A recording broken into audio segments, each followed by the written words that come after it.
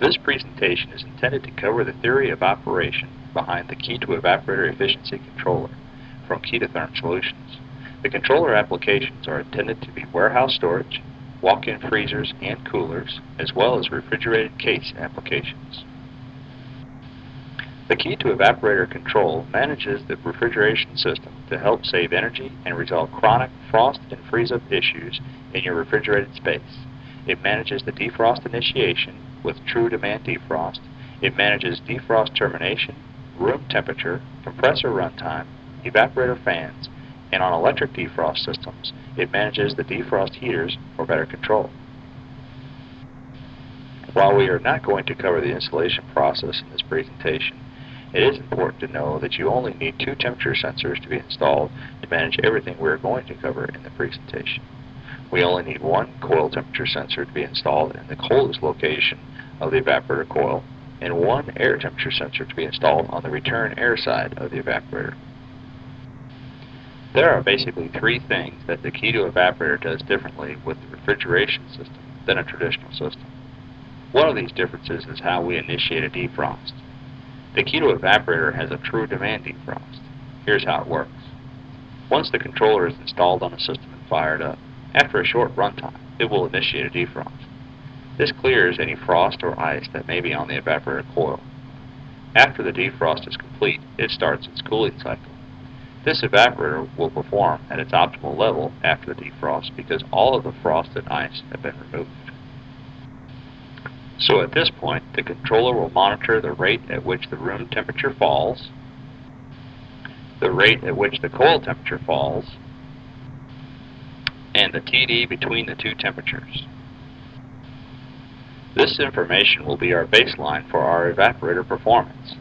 Every time a defrost has been completed, the controller will generate a new baseline. On the first day the controller is installed, it will start a learning process and run several defrosts over the next day or so in order to make sure it knows exactly what the capability is of the system that it's managing. Once the learning curve process is complete, then the controller will initiate defrost only when the evaporator's efficiency is reduced to 90% of its baseline. As you build ice on the coil, the controller will see the room temperature fall at a slower rate, the coil temperature fall at a faster rate, and the TD increase. Since we can calculate the efficiency of this condition compared to the baseline, we can initiate the defrost when the evaporator reaches 90% of its initial efficiency level. The second thing we do differently from a traditional refrigeration system is that we manage the evaporator fans. During a cooling cycle, once the room temperature reaches the compressor cutout and the compressor shuts off, we also turn off the evaporator fans. What we are doing is using the energy stored in the evaporator to maintain the room temperature. As the room temperature rises above set point, we cycle the fans back on using the cold coil and any frost that may be on the coil to cool the space back down. This control gives much more consistent room temperatures and saves energy. If you leave the evaporator fans on, as you do in a traditional refrigeration system, you will use the energy stored in the evaporator coil to continue to overshoot your room temperature. This will also cause you to bring on your compressor sooner than if you use the energy stored in the coil just to maintain your room temperature. This results in 3 different ways you save energy. The first is that you're not running your evaporator fans as much. The second way you save energy with this feature is that you have your compressor off longer, which means that you're not having to run your compressor as much. The third way you save energy is the largest savings you have. The only time you build frost on a coil is when the compressor is running. In fact, when the compressor is off, the frost on the coil is leaving the coil through sublimation. So the longer your compressor is off, the more frost is removed from the coil, and if you couple this with a true demand defrost, then you will require fewer defrosts, and this will result in your largest energy savings.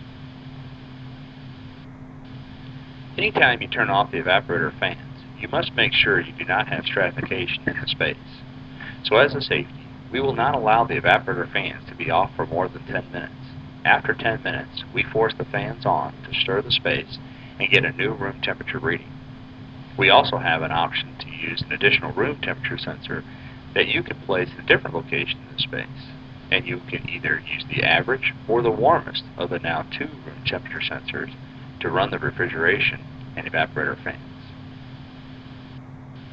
The third and last thing that we do differently than a traditional refrigeration system is that we manage the defrost heaters on an electric defrost system. On a traditional system, when a defrost is initiated, the heaters are turned on and left on until the termination sensor is satisfied, which is usually set around 50 degrees Fahrenheit. However, because the heaters are left on for the entire defrost, you can create some very hot spots in the evaporator. As the frost melts on the evaporator and runs down the face of the coil, it hits these hot spots and can create a fog effect in your space. This fog can create ice formations on the ceiling, the floor, or product. We eliminate these ice formations by managing your heaters. Once a defrost is initiated, we turn the heaters on and bring the coil temperature above freezing. Once the coil is above freezing, we turn off the heaters and allow the heat to dissipate from the heaters into the coil.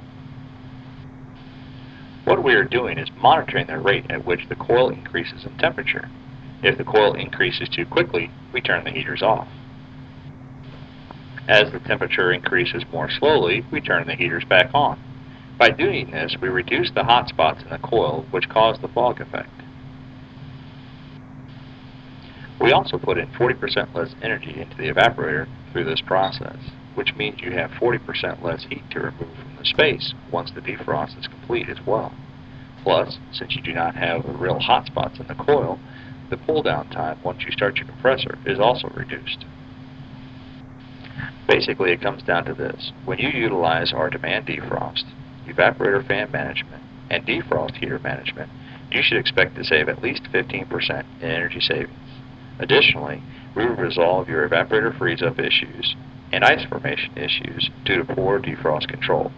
Thank you for viewing this presentation.